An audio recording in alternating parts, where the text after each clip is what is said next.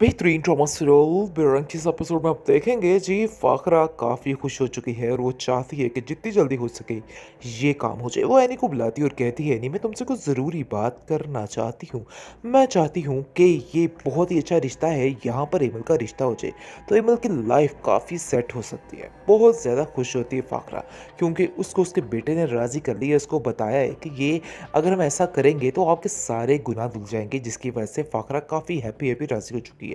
जिस पर वो आप देखेंगे कि बुलाती है एनी को कहती है कि एनी मैंने ये फैसला किया है कि हम जितनी जल्दी हो सके ये काम करते हैं और इस काम में बड़ा ही सवाब है और तुम क्या कहती हो? जिस पर एनी भी काफ़ी खुश होती है और कहती है अगर आप लोगों ने फ़ैसला किया है तो यकीनन वो फ़ैसला आपके लिए बिल्कुल ठीक होगा, यानी कि एमल के लिए बिल्कुल ठीक होगा। इसलिए मुझे इन सब बातों से कोई भी परवाह, कोई भी लेना देना नहीं है। जिस पर आप देखेंगे कि अफ़ान भी काफ़ी ज़्यादा खुश होता है और अफ़ान कहता है कि बस हमें इस काम में अब देरी नहीं करनी चाहिए, जितनी जल्दी हो सके इस काम को निपटाना चाहिए और जाकर एमल भाभी से इस बारे में बात करनी चाहिए। लेकिन आप देखेंगे कि एनी को इस चीज़ का अंदाज़ा होता है कि कभी भी एमल इस चीज़ के लिए राज़ी नहीं होगी और कहती है कि मुझे नहीं लगता कि एमल इस बात के लिए मानेगी।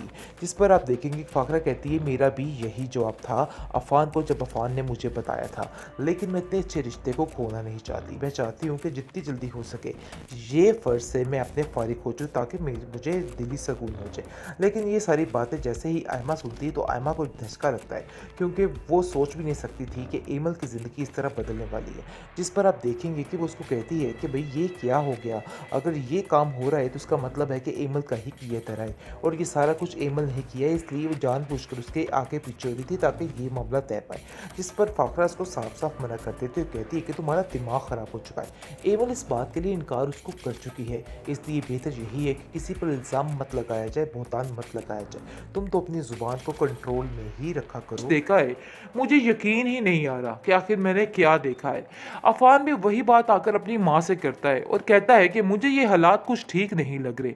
बस आप जितनी जल्दी हो सके इस लड़की की शादी कर दीजिए और इसको यहाँ से रुखसत कर दीजिए।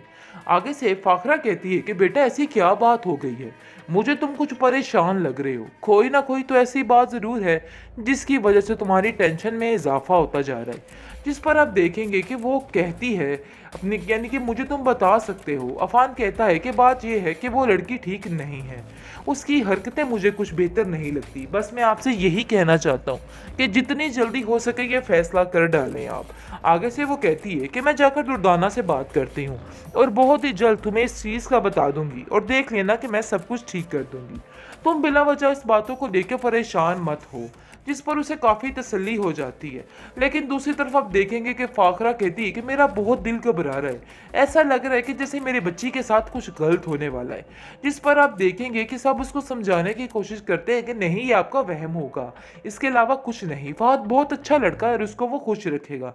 एनी काफ़ी तसल्ली देती है अपनी सास को और कहती है कि आप बिला वजह परेशान ना हो, सब कुछ ठीक हो जाएगा, देख लेना, मुझे यकीन है इस चीज़ का। लेकिन फाकरा कहती है कि कोई ना कोई तो ऐसी हलचल मेरे दिल में है जो बज रही है और हर वक्त मुझे परेशान कर रही है। आखिर ऐसी क्या वजह है जो मैं इतनी परेशान हूँ?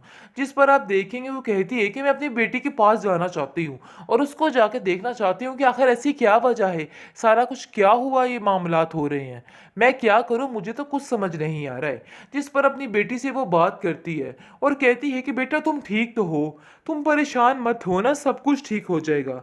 जिस पर आप देखेंगे कि फरी अपनी माँ से कहती है कि आप लोगों ने कुछ अच्छा करने के लिए मेरे पास छोड़ा भी है कि नहीं, और आप मुझसे पूछ रहे हैं कि मेरे साथ कुछ ठीक हुआ कि नहीं हुआ। खैर छोड़िए इन बातों को। आयमा की मकारियां सर चढ़ के बोलने लग चुकी हैं और तंग आ चुका है बेचारा फान इसकी इस हरकतों की वजह से। जिस पर वो कहता है कि मुझसे अब ये सब कुछ बर्दाश्त नहीं हो रहा, मैं तंग आ चुका हूँ ये सब कुछ देख देख के। और वो आयमा को कहता है मैं तुम्हें बार बार समझाने की कोशिश कर रहा हूँ कि अपने आप को ठीक कर लो, तुम क्या समझ रही हो कि एनी को छोड़ के मैं तुम्हारे जैसी लड़की के पीछे आ जाऊंगा? देखो ऐसा वैसा कुछ भी नहीं होने वाला। अगर तुम ऐसा सोच रही हो तो अपने दिमाग से निकाल दो। मैं आज ही बात करता हूं कि तुम्हारी शादी कर दी जाए। जिस पर आप देखेंगे कि वो उसको कहती है कि पहले जाकर अपनी एमल भाभी की शादी करवाओ और फिर मेरे बारे में सोचना। पता नहीं क्यों तुम्हें बार बार मेरी ही तरफ ध्यान जा रहा है। तुम एनी को क्यों नहीं देखते? एनी के साथ भी तो तुमने ऐसे ही किया था, लेकिन अब मेरी दफा तुम लोग लोग ऐसे कर रहे हो, ऐसे मुझे अकेले छोड़े और इस घर से निकालने की बातें कर रहे हो। आगे से वो कहता है कि एमल भाभी को छोड़ो, उनके लिए जो होगा बड़ा बेहतरीन होगा, तुम्हें इन सब बातों को लेकर परेशान होने की जरूरत नहीं है। घर आके अफान अपनी खाला से कहता है कि जितने जल्दी हो सके अपनी बेटी का रिश्ता तलाश करना शुरू कर दीजिए, क्योंकि मैं तंग आ चुका हूं, कभी वो एमल के पीछे और कभी एनी के पीछे खवार होती रहती है। पता नहीं कब उसका दिमाग ठिकाने पर आएगा। दुर्दाना कहती है कि वाह भाई वाह, आप दोनों माँ बेटा ने तो ये ठान ली है कि जितनी जल्दी हो सके मेरी बेटी को इस घर से निकाल देंगे। ऐसा आप कैसे कर सकते हैं? मैं ये चीज़ कतई बर्दाश्त नहीं कर सकती। ऐसा तो मैं नहीं होने दूंगी, क्योंकि दुर्दाना अपनी बेटी के साथ मिलकर और ही जाल बिछाना चाह रही है, और ही चालें चल रही है। वो तो जान ही नहीं सकती कि ऐसा होगा। जिस पर फाखरा को कहती है कि मैं तो ऐसा नहीं होने दूंगी, मेरी बेटी इस घर में बड़े सुकून के साथ है। लेकिन फाखरा कहती है कि मैं बहुत जल्द ये फैसला करने वाली हूँ, और ये बात तुम भी अपने दिमाग में बिठा लो और इन बातों की अब तैयारियां शुरू कर दो, क्योंकि मैंने जो कुछ देखा है मुझे यकीन ही नहीं आ रहा कि आखिर मैंने क्या देखा है। अफान भी वही बात आकर अपनी माँ से करता है और कहता है कि मुझे ये हालात कुछ ठीक नहीं लग रहे, बस अब जितनी जल्दी हो सके इस लड़की की शादी कर दीजिए और इसको यहाँ से रुखसत कर दीजिए। आगे से फाखरा कहती है कि बेटा ऐसी क्या बात हो गई है, मुझे तुम कुछ परेशान लग रहे हो, कोई ना कोई तो ऐसी बात जरूर है जिसकी वजह से तुम्हारी टेंशन में इजाफा होता जा रहा है। जिस पर आप देखेंगे कि वो कहती है अपनी, यानी कि मुझे तुम बता सकते हो। अफान कहता है कि बात यह है कि वो लड़की ठीक नहीं है, उसकी हरकतें मुझे कुछ बेहतर नहीं लगती, बस मैं आपसे यही कहना चाहता हूँ कि जितनी जल्दी हो सके ये फैसला कर डालें आप।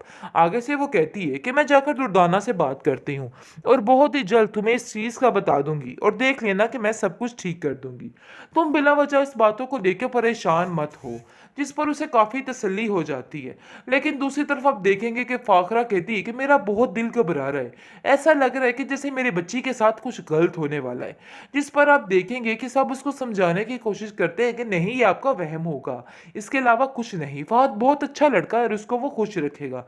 एनी काफ़ी तसल्ली देती है अपनी सास को और कहती है कि आप बिला वजह परेशान ना हो, सब कुछ ठीक हो जाएगा, देख लेना, मुझे यकीन है इस चीज़ का। लेकिन फाकरा कहती है कि कोई ना कोई तो ऐसी हलचल मेरे दिल में है जो बज रही है और हर वक्त मुझे परेशान कर रही है। आखिर ऐसी क्या वजह है जो मैं इतनी परेशान हूँ? जिस पर आप देखेंगे वो कहती है कि मैं अपनी बेटी के पास जाना चाहती हूँ और उसको जाके देखना चाहती हूँ कि आखिर ऐसी क्या वजह है, सारा कुछ क्या हुआ, ये मामलात हो रहे हैं, मैं क्या करूँ, मुझे तो कुछ समझ नहीं आ रहा है। जिस पर अपनी बेटी से वो बात करती है और कहती है कि बेटा तुम ठीक तो हो, तुम परेशान मत हो ना, सब कुछ ठीक हो जाएगा। जिस पर आप देखेंगे कि फरी अपनी माँ से कहती है कि आप लोगों ने कुछ अच्छा करने के लिए मेरे पास छोड़ा भी है कि नहीं, और आप मुझसे पूछ रहे हैं कि मेरे साथ कुछ ठीक हुआ कि नहीं हुआ। खैर छोड़िए इन बातों को,